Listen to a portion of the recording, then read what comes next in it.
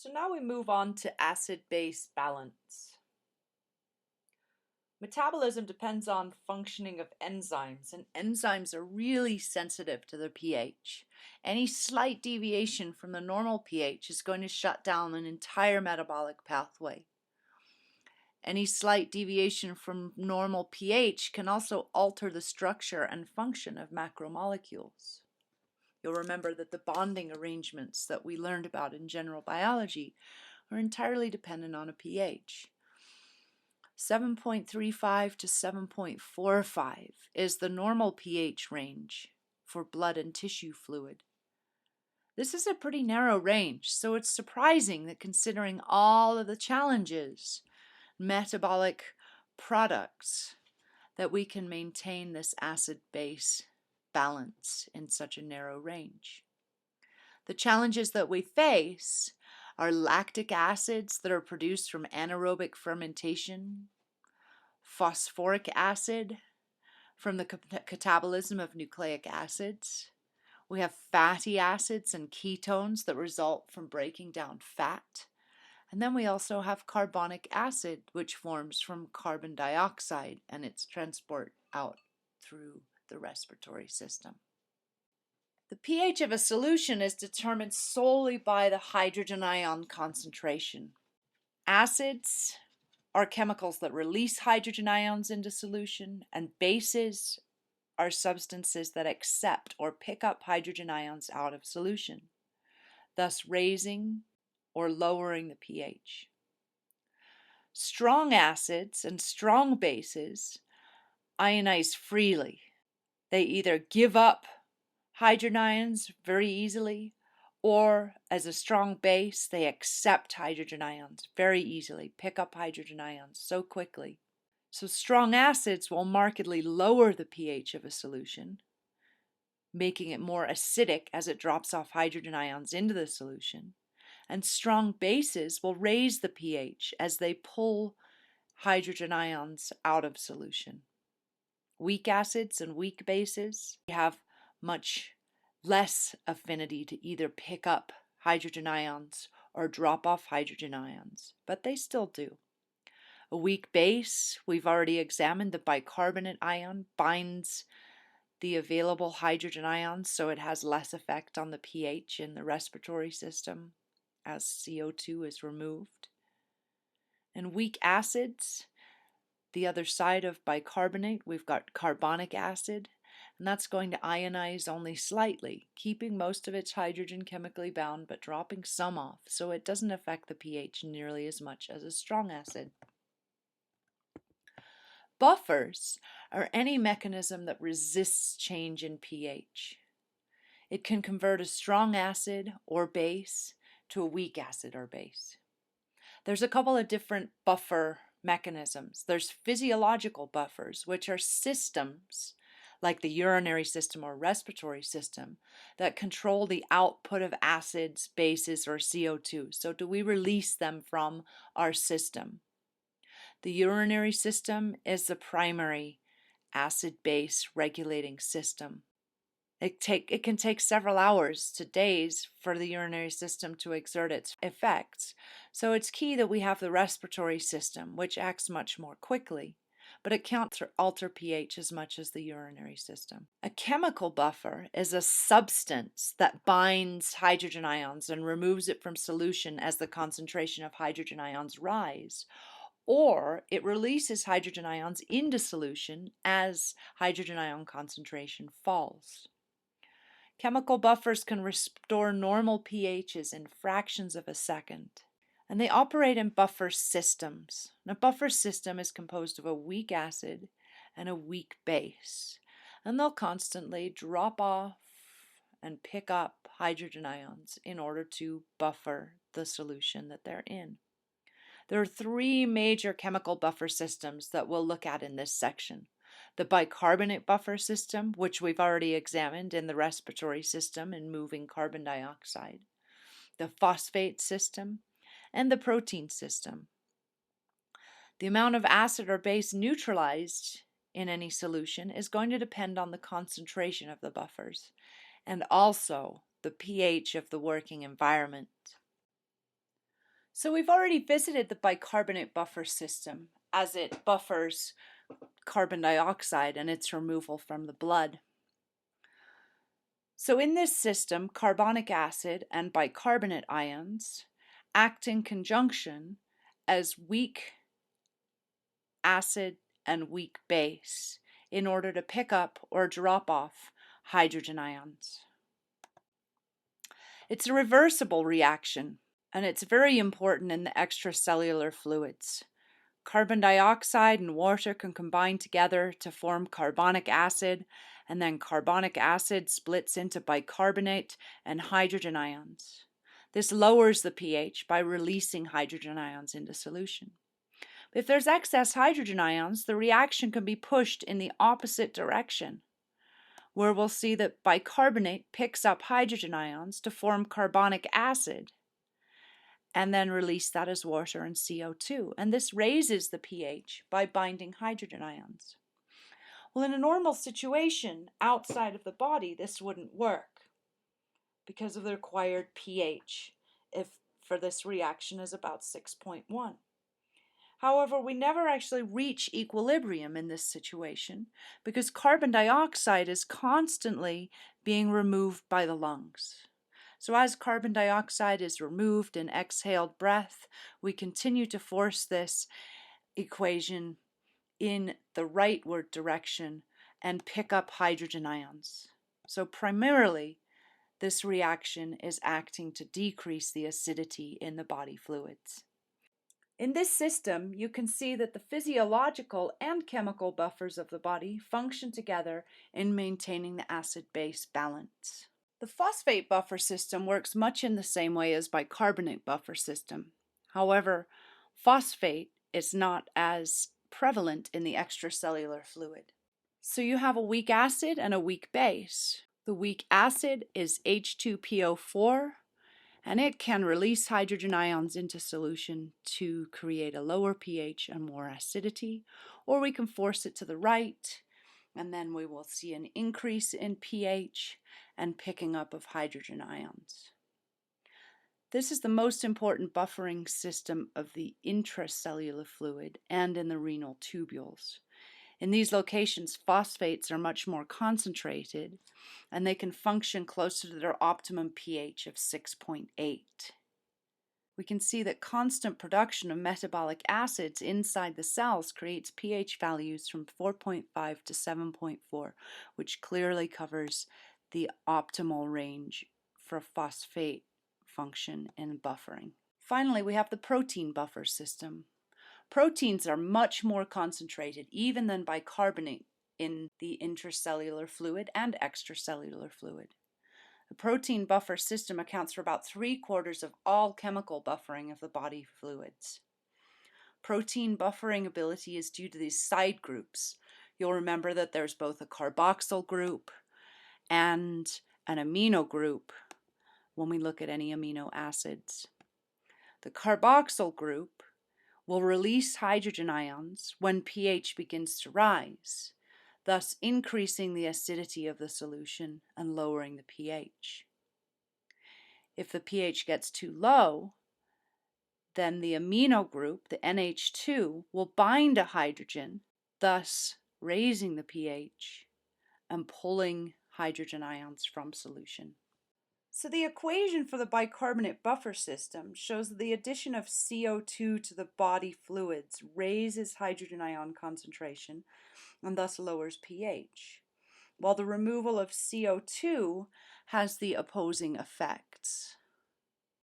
This is the basis for the strong buffering capacity of the respiratory system. The system can neutralize 2 to 3 times as much acid as chemical buffers alone. Normally, we'll see that the CO2 that's generated is expired by the lungs at an equivalent rate to hydrogen ion production or carbon dioxide production. As you'll remember, there are mechanisms in place to detect increased CO2 as well as hydrogen ions. So the increased CO2 and the decreased pH is going to stimulate pulmonary ventilation, thus increasing the rate of expired CO2. While an increased pH is going to inhibit pulmonary ventilation, slow respiration, because there's no need to rid ourselves of as much CO2. So the kidneys are where we see primary control of pH. The kidneys can neutralize more acid or base than either the respiratory system or the chemical buffers combined. Renal tubules are going to secrete hydrogen ions into tubular fluid. Most of it will bind to bicarbonate, ammonia, and phosphate buffers. Bound and free hydrogen ions are excreted in the urine, actually expelling hydrogen ions from the body. Other systems only reduce its concentration by binding it to other chemicals. In this figure, we're going to trace hydrogen ion secretion and excretion in the kidney. First of all, in step 1, we'll see that hydrogen in the blood is reacting with bicarbonate to form H2CO3. That H2CO3 is then decomposed into water and carbon dioxide as it enters the tubule cell, here and here. The tubule cell is acquiring CO2 from the blood as well as receiving it back through the tubular fluid. We'll come back to that here in a minute. Carbonic anhydrase is going to act to recombine H2O and CO2 to form carbonic acid. That carbonic acid is then going to dissociate into bicarbonate and hydrogen ions. The hydrogen ions will be transported down their concentration gradient out into the tubular fluid, while at the same time sodium is co-transported by an antiporter into the cell, so we're retaining sodium. Once hydrogen ions exit the cell, we're going to see that some glomerular filtrate that's containing sodium bicarbonate is going to dissociate into sodium, which is the sodium that's been pumped into the cell, leaving a bicarbonate ion. Now hydrogen will recombine once again with bicarbonate to form carbonic acid. Carbonic anhydrase on the brush borders is going to decompose H2CO3 into water and carbon dioxide again. The carbon dioxide will be reabsorbed by the tubule cells, and the water will be released in urine. So the original hydrogen that we started with over here has now moved through the cell, changing forms, and has been released as a component of water in the tubular fluid. We can only have tubular secretion of hydrogen ions that we see in step 6 because of a steep concentration gradient of hydrogen between the tubule cells and the tubular fluid. Hydrogen needs to move passively down its concentration gradient. If hydrogen ion concentration is high in the tubular fluid, bringing the pH to say 4.5, secretion of hydrogen ions stops. So we consider 4.5 to be the limiting pH of tubular fluid. Reaching this limiting pH is prevented by buffers in the tubular fluid. First, we have the bicarbonate buffer system, then we have the phosphate system, and then ammonia, so the protein system. The bicarbonate systems, all bicarbonate ions in the tubular fluid are going to be consumed neutralizing hydrogen ions. So there's no bicarbonate in the urine. The more acid the kidneys secrete, the less sodium there is in the urine because of the co-transport of sodium back into the cell as we lost the hydrogen to the outside.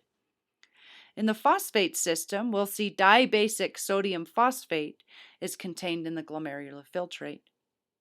This reacts with some of the hydrogen ions, replacing the sodium that was pumped back into the cell as hydrogen was pumped out, and then the buffer is passing into the urine.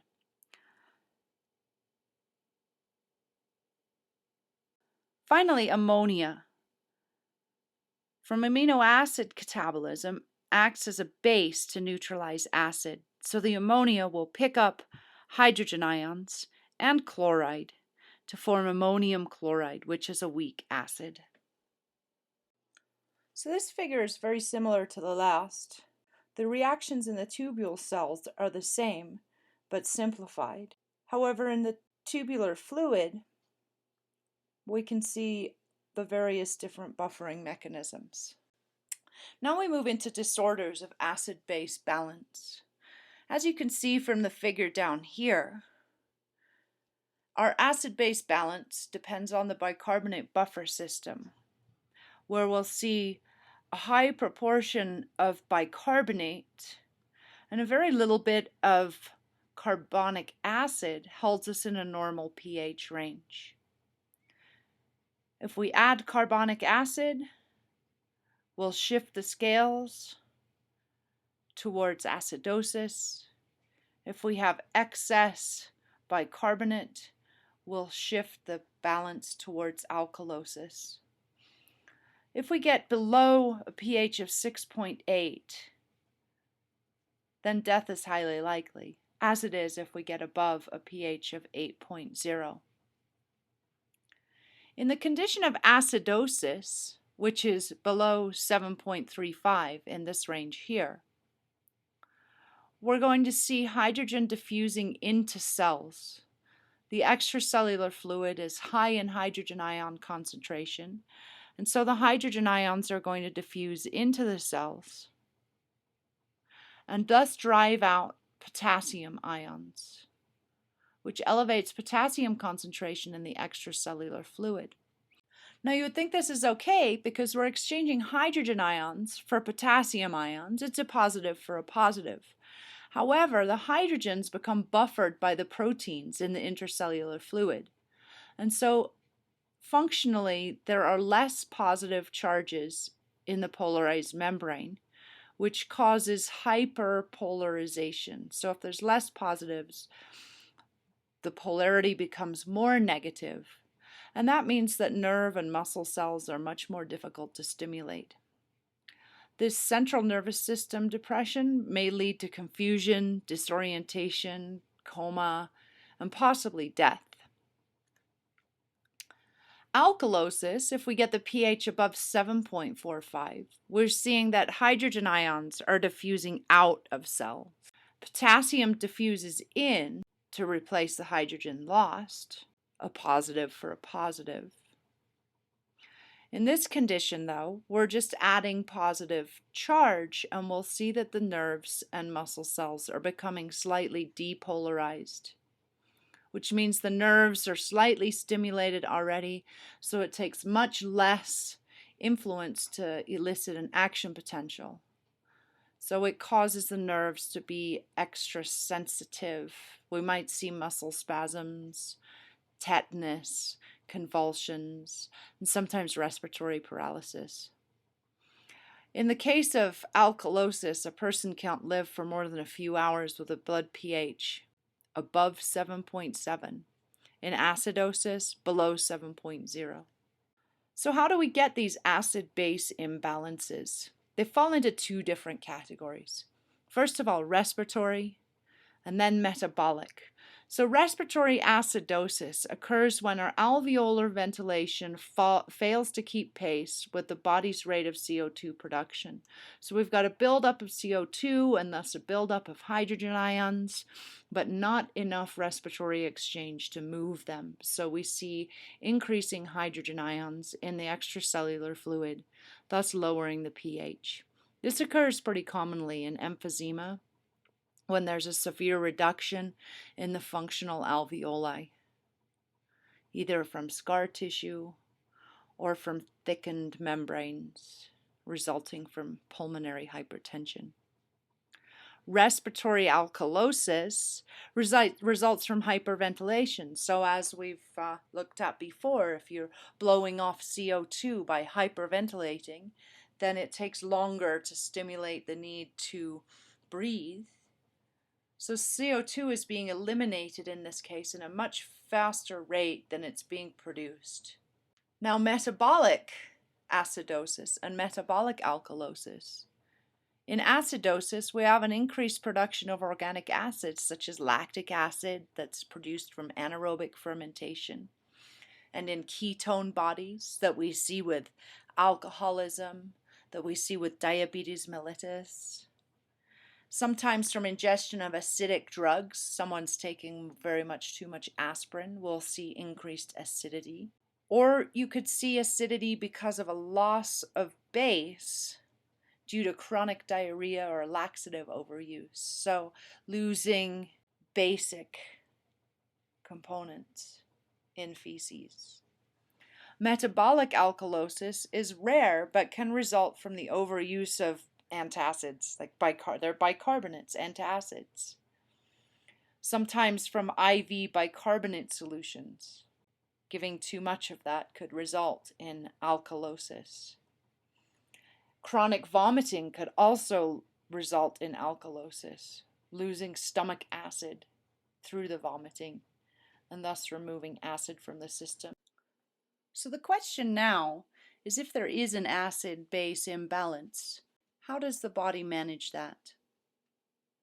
Compensated acidosis or alkalosis is where the body can manage the imbalance. Versus uncompensated acidosis or alkalosis, the pH imbalance is so great that the body can't correct it without clinical intervention. In compensated acidosis or alkalosis, either the kidneys compensate for pH balances of respiratory origin. So if we have respiratory acidosis, then the kidneys perhaps release the extra hydrogen ions. Or compensated acidosis or alkalosis can be the respiratory system compensating for pH balances of metabolic origin. So we're releasing extra hydrogen ions that have accumulated through the release of carbon dioxide. Of course, this doesn't work for all situations. We're still going to be left with ketones in the sense of alcoholism or diabetes. But we can release the hydrogen ions. In respiratory compensation, we're just going to see changes in the pulmonary ventilation rate to correct the changes in pH and body fluids. We're expelling extra CO2 or holding extra CO2. So in the event of hypercapnia, where there's excess carbon dioxide, pulmonary ventilation is going to be stimulated and thus eliminate CO2 and allow the pH to rise, so become less acidic. In hypocapnia, where there's not enough CO2, the ventilation rate becomes reduced, which allows CO2 to accumulate and thus lowers the pH, makes it more acidic. In renal compensation, we're going to see an adjustment of pH by changing the rate of hydrogen ion secretion at the renal tubules. Now, this is a much slower mechanism of compensation, but it's better at restoring fully normal pH, much more effective. In acidosis, the urine pH may get as low as about 4.5 because of the extra hydrogen ions in the urine. The renal tubules increase the rate of hydrogen ion secretion, and thus the pH is elevated, but the urine pH is reduced. In alkalosis, the pH of urine might become as high as 8.2 because there's extra bicarbonate in the urine. In this case, the renal tubules have decreased the rate of hydrogen secretion, which means there's more hydrogen in the tissues, which allows for neutralization of the basic bicarbonate ions, and that will lower the pH. Now, these two systems work in conjunction because the kidneys can't act quickly enough to compensate for short-term pH balances. But once they kick in, they're very effective at compensating for pH balances that last for days or longer. So this completes the chapter on water, electrolyte, and acid-base balances. Now you're ready to go on and complete the Learn Smart module associated with the chapter.